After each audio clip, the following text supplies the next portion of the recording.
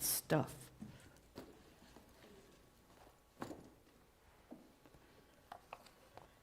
You know, it's really special being here today. It's surprising me how challenging it is to come back to a place that I've missed so much. It's not only the wonderful people, but this whole building. From the minute I walked in many years ago, I thought, who designed this great building?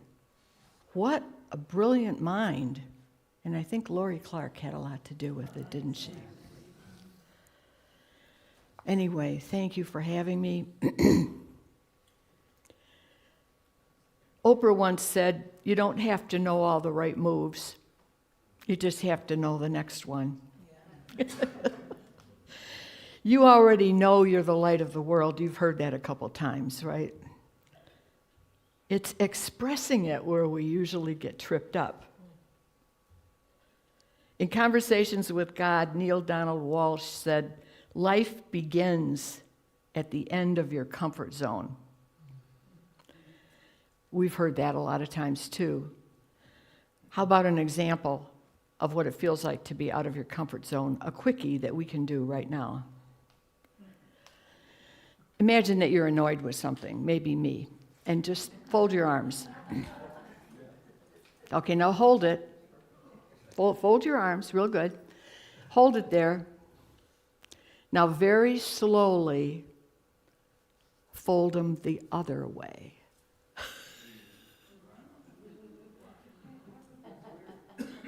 Is it just me, or did that feel a little uncomfortable? And that's a simple thing, which really is the point today, you know, facing your fears. And of course, we're talking about psychological fears. We're not talking about something where you're fearing for your life. That's a legitimate fear. You're going into surgery, you know, serious surgery, and you're concerned. We're talking about those things that you're afraid to do, you're afraid to ask somebody something, or you're afraid to say something you need to say. It's still out of your comfort zone. It's just not quite as serious. So let me see if I can get this to work. Look at that. Wow. So life does begin at the end of your comfort zone. Actually, if you're going to grow, if you're going to express and live your life fully, you have to grow. You have to step out of your comfort zone. So I encourage you to step out of the shadows and let your light shine. You were made for that. Oh, and I'd like to apologize ahead of time. I'll tell 2 or 3 stories, and they may be stories that you've already heard. That happens a lot. So I thank you, and I appreciate your patience if I do start in on a story and you say, oh, that again? So the first thing to do when you're facing some of these psychological fears is to clarify. Be clear. It's so easy to be vague. I want my house to be cleaner, when really what I want to say is, would you start wiping your feet when you come in? And we hate to ask, whatever it is. It could be something that simple. You hate to ask why, because somebody might not like it. Somebody might not agree that what you want to do, or even what you want to do for yourself. Maybe you want to do something, learn a language. You want to learn how to play the piano. You want to learn, but somebody might not like that. Why? And what if you want to ask somebody in your household to leave? That's much bigger, of course. Whatever it is, and however small it is, be clear. Because what starts in vagueness stays in vagueness. Yeah, not Vegas. So, a unity minister and a priest, they didn't walk into a bar. They were standing by the side of a road, and they were holding up this sign. If you can see it. It is near Thank you. And they intended to continue holding this at the side of the road as any cars came by. So a car comes by, and some young people are in it, and they're shaking their fists outside the windows, and they're saying, "You religious nuts." And they're laughing at them. And they continue on down the road, and around the corner, the priest and the unity minister hear a splash. And the unity minister says to the priest, "Do you suppose that we should have been more clear and held up this sign?"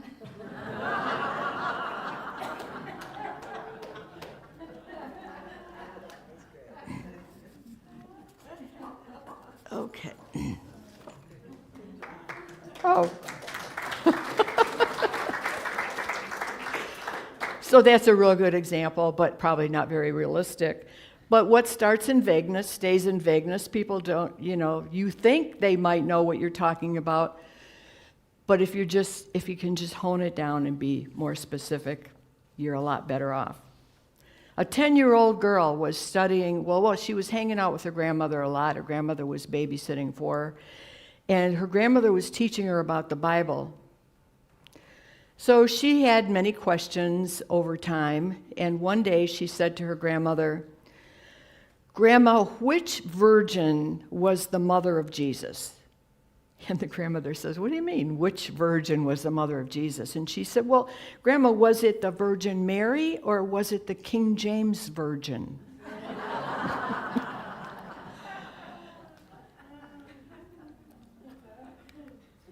So there's a Dilbert example, and just in case you can't read it, the boss says, "I know I keep asking you this, but could you explain the issue again?" And Dilbert says, "Well, something that you could never comprehend conflicts with something that you'd never understand." And the boss says, "Oh." So there's no solution here. Dilbert doesn't know the answer, but it's a good example of being vague. So, number 2, face whatever it is. Okay, so this is the hard part, right? Facing one of these psychological fears. In the 80s, when I was attending a Unity church in Michigan, Jack Boland was the minister there, and he had several motivational speakers who would come often to speak. And one of them was Les Brown. I don't know if he does any speaking anymore today. But anyway, Les Brown told a story about a young boy who was every day on his way home from school, he would be chased by a vicious dog. And he was afraid. He was terrified about this big dog. So he finally decided that he couldn't quit school, so he was going to defend himself. He was going to face the dog. So he took a brick to school with him. And on the way home, sure enough, he heard the dog barking and growling and snarling.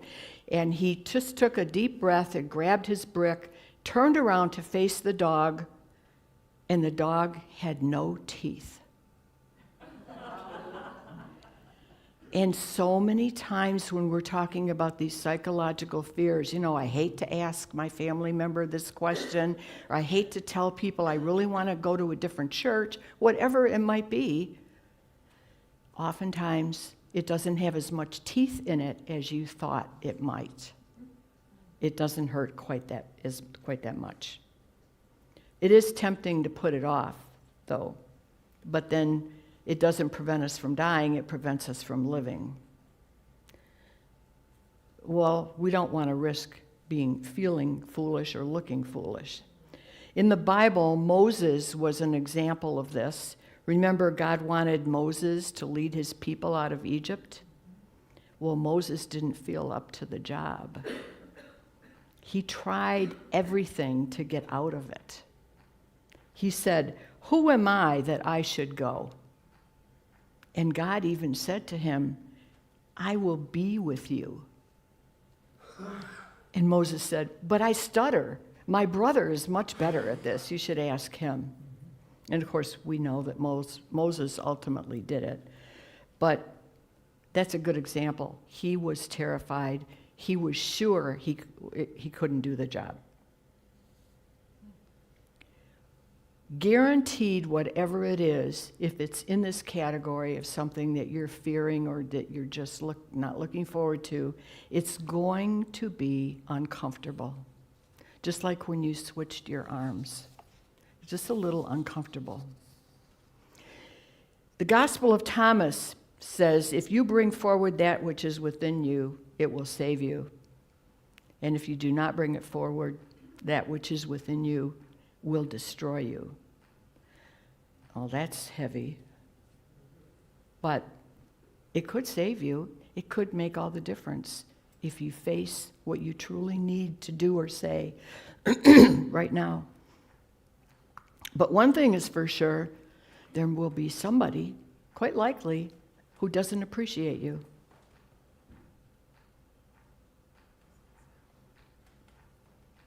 Do I hear a ticking sound? Yeah, there it is. I see the fire alarm up there. Okay. Hopefully there's no fire. We won't be afraid. Good. If we were brave, right? I heard that song somewhere. So for sure, we're likely to want to tell somebody something or ask somebody something that they don't want to hear. But we can't fulfill our own destiny by pleasing other people. In fact, there might be some people that cannot ever be pleased. Have you ever known anybody like that? Who can never be pleased? So Ethel was elected as the first United States president. So different from what you hear out in the world. Here today, it's Ethel. She was elected the first United States woman president. She called her mom. She wanted more than anything for her mom to come to the inauguration. So she called her mom. And her mom said, "Oh, I don't know what I would wear. I can't come." And Ethel says, "Mom, I'll send a designer to help you." And her mom says, "Well, that's nice, but I still don't know what I would eat. You know I have a special diet." And Ethel says, "Mom, I'm going to be president. We can have whatever food you need." And Mother says, "Well, I don't even know how I would get there." So Ethel says, "Mother, I'll send a limo. Please, just come." So the big day arrives, and Mom is sitting up on the stage with the new cabinet members. And she nudges the person next to her, and she says, "See that woman who's got her hand on the Bible? Her brother is a doctor."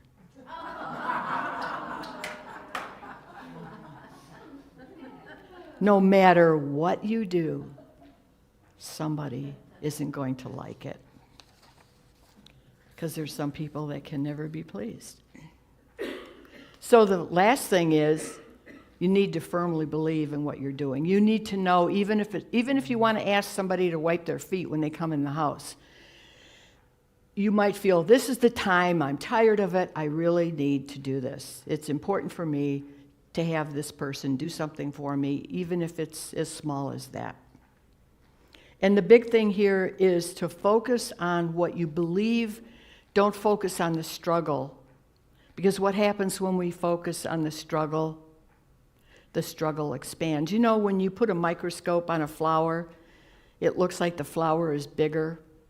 Because whatever you focus on expands. So if you focus on the struggle, you're going to get more struggle. So focus on what it is you believe, what it is you need to have done or changed. And then you'll get blessed. It says, "I bless the badass that you are." And okay, perfect. So, have any of you heard the story about the 4 candles that didn't want to be alight? Okay, well, even if you have, I'm going to read that short story, but I want you, if you will, to count the excuses that the candles have for why they can't shine their light.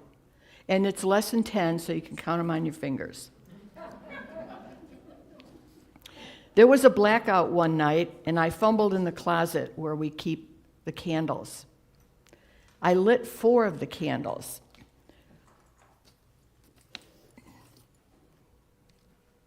My candle. I was turning to leave with the large candle in my hand, and I heard a voice from the candle that said, "Now hold it right there." "What's the problem?" I said. "Don't take me out of this closet," the candle said.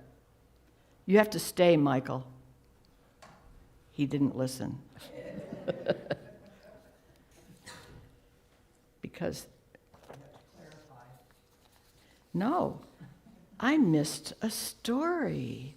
When I saw Michael leave, I realized that I missed a story. So allow me to back up. Michael won't hear it, but, When we were talking about firmly believe and not focus on the struggle, I had a story for that. 2 men crashed their private plane on a South Pacific island. One man brushed himself off and then proceeded to run over the island to see if there was any way that they could survive. When he returned to the second man, he said, "This island is uninhabited. There's no people to help us. There's no food. There's no fresh water. We're going to die." The first man leaned back against the wreckage of the fuselage, if I can say that word. He folded his arms, which was the good way, and he said, "No, we're not. I make $100,000 a week." And the second man grabbed him and shook him and said, "So what? We're on an uninhabited island. There's no food, there's no water, and we're going to die." So the other man said, "For the last time, I'm going to tell you that I make $100,000 a week and I tithe." Mystified, the first man says, You don't understand. We're doomed. We have no food, no water. There's no people to help us. We're going to die. Still unfazed, the other man said, "Okay, I'm going to say this one time. I earn $100,000 a week. I attend Unity of Citrus. I tithe 10%.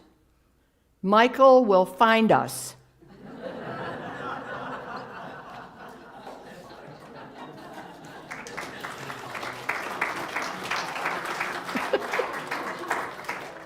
Back to the candle in the closet. Where was I? Okay. Don't take me out of here. Why can't I take you out? You're a candle. You were designed to give light. The house is dark. I have to take you out. And the candle says, "But you can't. I'm not ready. I need more preparation." I couldn't believe my ears. "You need more preparation." And the candle said, "I need to research the job of light giving. And I won't go out and make a bunch of mistakes." "Okay," I said, "there's other candles in here." But the other candles chimed in and said, "We aren't going out either." I turned to the other candles and I said, "You're candles. It's your job to give light." And they said, "That may be what you think, but I'm busy. I'm meditating. I'm meditating on the importance of light. And it's really enlightening." "And you other 2 candles," I said. The short, fat, purple candle spoke up. "I'm waiting to get my life together. I'm not stable enough." The last candle had a female voice, and she said, well, I'd like to help, but lighting the darkness is not my gift. I'm a singer. And I like to sing to the other candles to encourage them to burn more brightly. She began a little rendition of This Little Light of Mine. The others joined in, and they were filling the closet with singing, and I stopped and I considered the absurdity. 4 perfectly healthy candles they were singing to each other about light, but refusing to come out of the closet. So let your light shine, step out from the shadows. That's my key, right? Thank you. Oh, one more. Did you remember to count how many excuses? I counted 10. Whoa, and some of them overlap, so I'll just read off the ones that I have, just for just a minute. I'm not ready. I need more preparation. I need to research to avoid making a bunch of mistakes. I'm busy. I'm meditating. I'm waiting to get my life together. I'm not stable enough. And lighting is not my gift. Thank you.